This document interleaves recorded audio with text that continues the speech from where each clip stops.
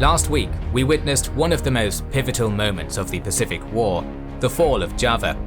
The surrender of the Dutch island not only brought the total collapse of the Abda Command and the Malay Barrier, which had failed in every one of its missions, but also consolidated the position of the Japanese Empire in the Pacific, having achieved supremacy over the two main resource hubs of the East, Singapore and the Dutch East Indies.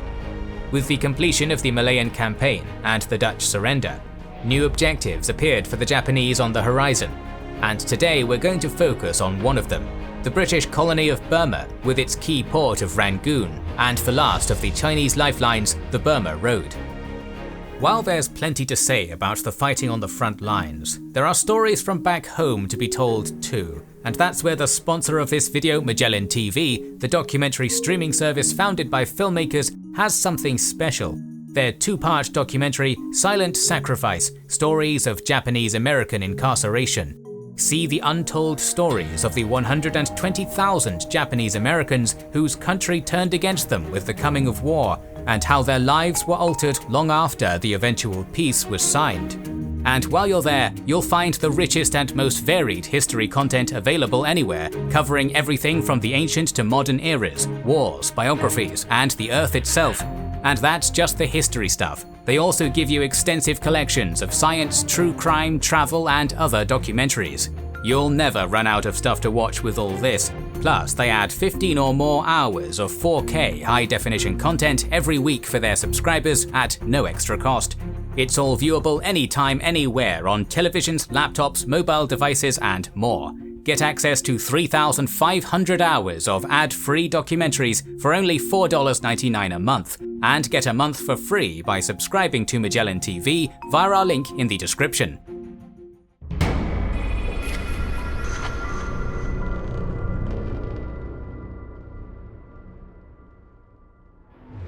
With the disaster at the Sitang Bridge, the Japanese had managed to break through the meagre British defences, and had thus opened a clear way to Rangoon by February 23rd. In response, General Hutton had ordered its evacuation, thinking that Rangoon could not be defended against the Japanese behemoth. General Wavell himself considered this to be defeatism, and so had him replaced with General Harold Alexander as head of the Burma Command, although Hutton continued to act as his chief of staff. With the collapse of the Abda Command, Wavell had also resumed his position as Commander-in-Chief of India, but he was out of touch with the situation in Burma and continued to demand more offensive actions. By February 28th, however, Rangoon had become a dreary city of silence, with clear signs of looting and rioting, and no hope of a real chance at defending it. Meanwhile, the Japanese were already preparing to march on the city. By March 3rd, General Ida had ordered the 112th and 143rd Regiments to advance on Wau, with the objective of encircling and destroying the British defenders at Pegu, while the rest of the 55th Division protected their rear at Daiku, and the 33rd Division marched west through the densely wooded hills of Pegu and then turned south to seize Rangoon with speed. The fall of this port would prevent the Chinese from receiving further aid by the Burma Road, since most of the supplies arrived from there. Cutting off the Burma Road would thus erase the last of the Chinese lifelines and leave the regime of Chiang Kai-shek in a very precarious position, making it a crucial objective for the Japanese Empire. After a long series of negotiations with Wavell, Chiang had agreed to send an expeditionary force to Burma to protect their last lifeline and aid the Allied effort to defend Burma. By the start of March, the CEF, under the command of Lieutenant General Joseph Stilwell, was stationed at the Burma Road and the Shan States, and had a division at Toungoo, along with the 1st Burma Division. At the same time, the remainder of the Burman defenders reconstituted at Pegu, and new reinforcements arrived at Rangoon. Yet before it could even enter into action, the 63rd Indian Brigade was ambushed on the evening of March 5th, suffering heavy casualties and the loss of its commanding officers. The following day, the Japanese attack on Pegu started with a heavy bombardment. Then the 143rd Regiment began its assault. South of Pegu, the 7th Hussars were ambushed by Japanese anti-tank guns, but managed to counterattack and overrun the invaders. The M3 Stuart tanks nicknamed Honeys, then encountered some Type 95 Hago tanks and got to destroy 4 of them before retreating to Hlegu. While the British units retreated, Alexander then decided to commence the demolition plan of Rangoon, executing a scorched earth tactic to deny the Japanese the use of its facilities. On the morning of March 7th, the Allied force found Hlegu occupied by the Japanese. They fought fiercely to escape and eventually broke through a Japanese roadblock, albeit with many losses.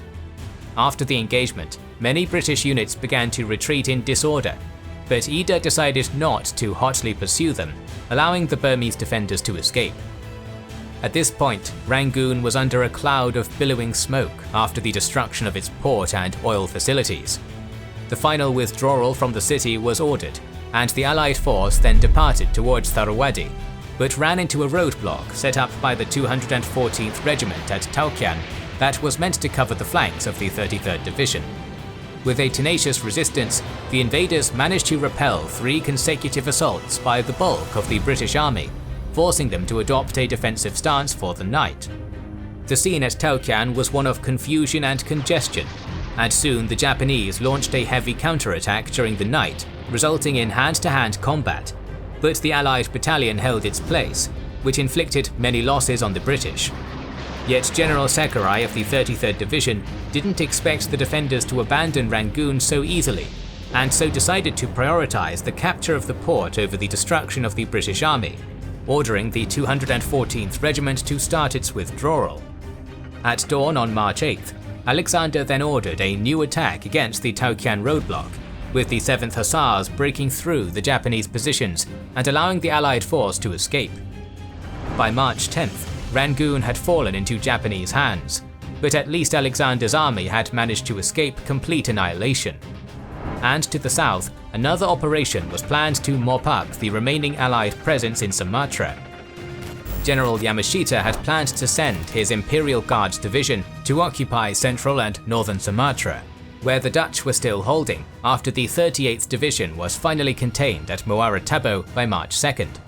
Heavy fighting ensued in the following days, but with the surrender of Java on March 8th, General Overaka decided to retreat with his remaining 9,000 soldiers to concentrate on the north of the island and thus start an evacuation. Yamashita's plan was to land 1 strong detachment at Sabang Island and Kutaraja, 1 small detachment at Idi to secure the Langsa and Pangkalan-Brandon oil fields, and the main force of the division at Labuhan Roko to rapidly occupy Medan. By March 10th, the invasion force, escorted by a large fleet under Admiral Ozawa, had departed Singapore en route to its objectives. On March 12th, 1 battalion of the Kobayashi detachment landed on Sabang unopposed and rapidly seized the island, while the remaining 2 battalions landed at Cape Pedro and quickly captured the Kotaraja airfield. Further to the south, the Yoshida detachment landed south of Idi and captured its objectives facing no resistance. And at Tanjung Tiram, General Nishimura sent 2 battalions south to cut off the withdrawal of the Dutch defenders, while the rest of his division drove north to seize Medan and its airfield.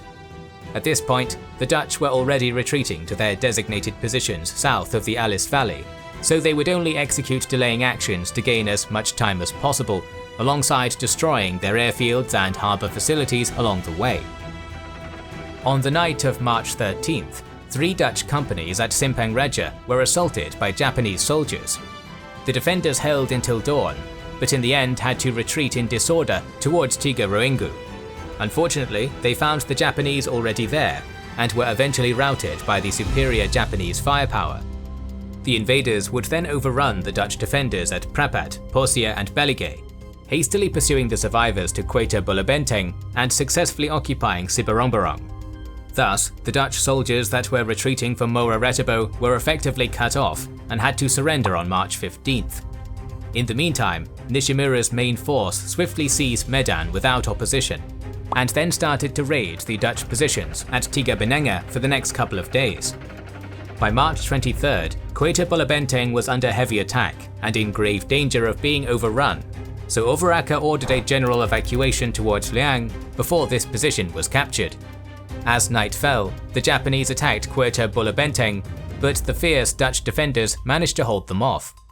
Yet despite their bravery, many natives in the Dutch army were beginning to desert, and the state of Aceh began to rebel against Dutch rule, so Overaka quickly ordered them to start their withdrawal on the night of March 21st, while the rest of his forces fell further back towards the Alice Valley. Nishimura followed suit in hot pursuit, and captured Kotajane on March 25th, but the Dutch were receiving more damage by the amount of desertions.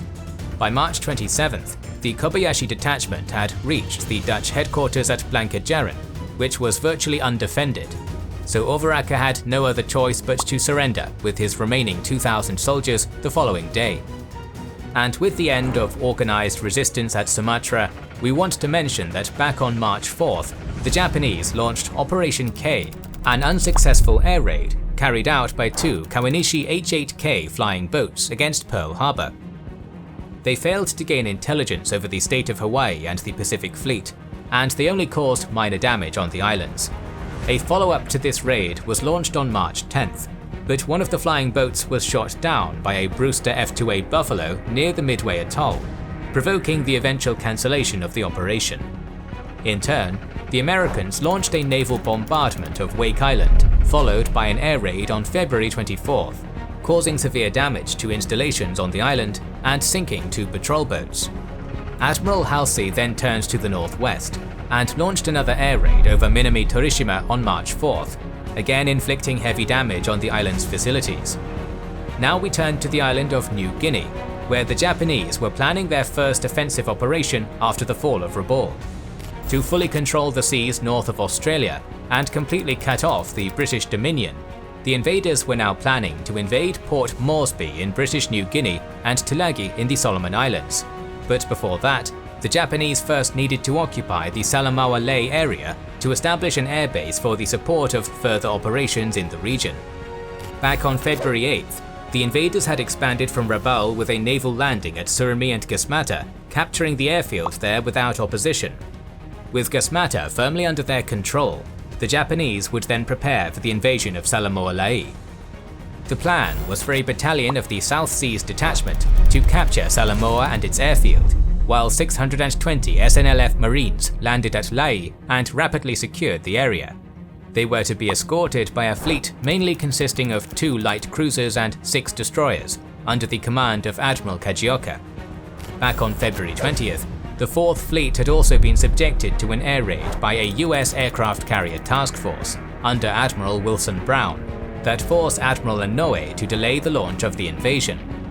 Although Japanese bombers were launched to intercept the American task force, and they succeeded in their objective of forcing the Americans to turn back, the loss of 23 aircraft was enough reason to postpone the operation. To prevent another air raid over the 4th Fleet, Inouye dispatched a support fleet consisting of 4 heavy cruisers, 2 light cruisers and 2 destroyers, under the command of Admiral Goto. Finally, on March 5th, the invasion force departed Rabaul, heading to the Salamaua Lae area. Under a violent storm, the Horie unit landed on Salamaua in the early hours of March 8th, while the SNLF Marines landed at the coast to the south of Lae.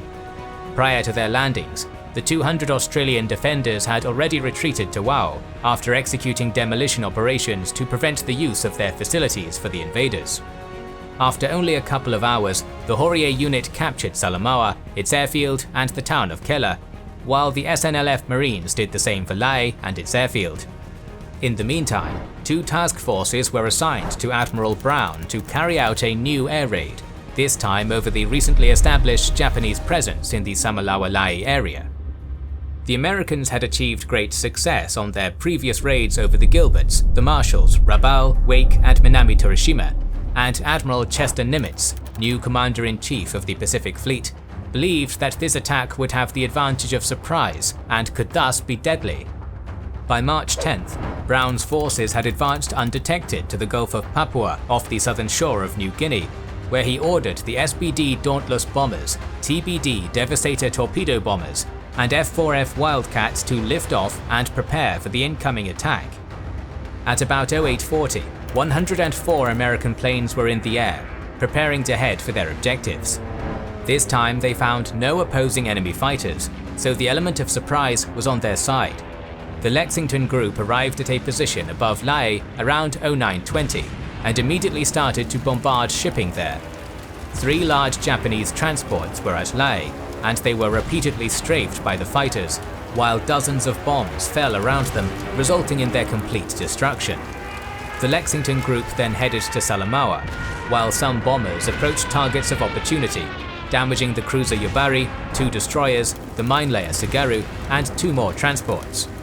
Meanwhile, the Yorktown group, following on the heels of the Lexington group, repeatedly assaulted the Yubari, causing severe damage to Kajioka's flagship. Although the Americans believed the cruiser to have sunk, the Yubari had managed to control the damage after evading 67 bombs and 12 torpedoes. The Yorktown group then strafed Salamaua, inflicted severe damage on a seaplane tender, and got to sink a minesweeper. Following Brown's strike, 8 B-17 bombers from Townsville arrived on March 11th and bombed the area as well, causing further damage on the facilities and on the Yubari. This was the first time the Allies had inflicted large-scale damage during a counterattack since the start of the war, and was a portent of the future direction of campaigns in the South Pacific area. The Japanese had lost 4 vessels and had to send 7 more to be repaired, but the issues raised by the successful counterattack were hidden in the shadow of the fall of Java. Despite the success of Brown's raid, though, the Japanese had achieved a foothold over the island of New Guinea, and the Allies had much to fear if Australia was cut off. While Tokyo was still celebrating the capture of the Dutch East Indies, further operations were already being planned, but you'll have to wait a couple of weeks for that. Next week we have a special episode prepared for your excitement, so make sure you are subscribed and have pressed the bell button to see it. Please consider liking, commenting and sharing, it helps immensely. Our videos would be impossible without our kind patrons and YouTube channel members, whose ranks you can join via the links in the description to know our schedule, get early access to our videos, access our Discord, and much more. This is the Kings and Generals channel, and we will catch you on the next one.